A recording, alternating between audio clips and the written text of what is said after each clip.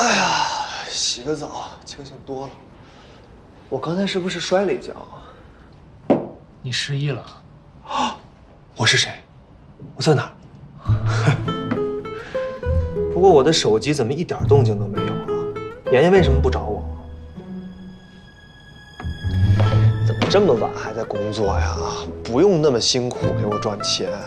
虽然我心里很开心，但还是心疼你多一点。做什么呢？这么认真？记个笔记。谁的笔记啊？我的。你的笔记本？这么少女。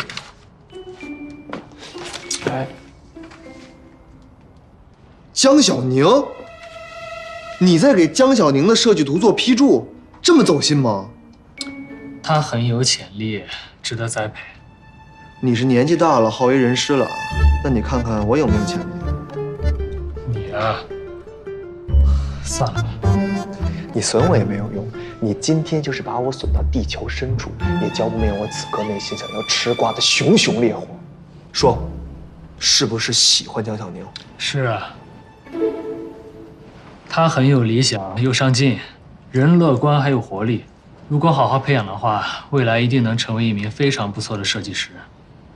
所以我对他的喜欢，是老板对于员工之间的喜欢，仅此而已。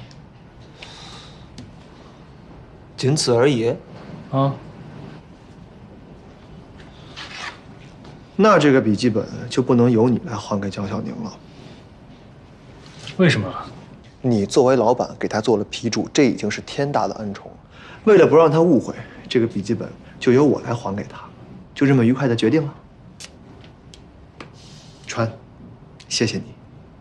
谢我干什么？你给了我一个光明正大的理由去找妍妍，这就是他不想见我时的重击武器。等人家肯见你再说吧。啊，他见不见我，我都要见他。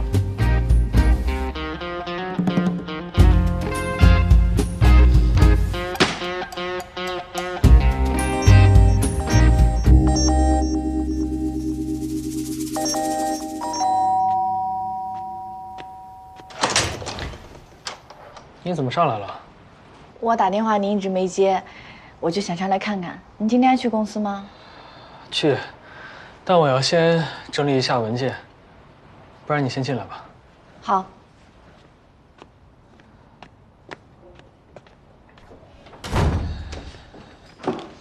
啊，早上好，江小宁。啊，徐总，不好意思，我不知道你在，我什么都没看到。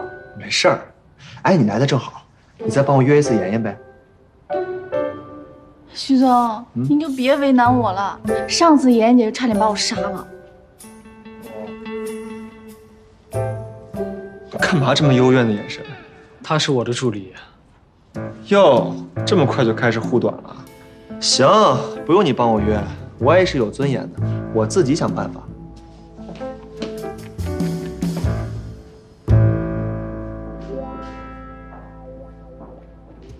二人世界交给你了，拜拜。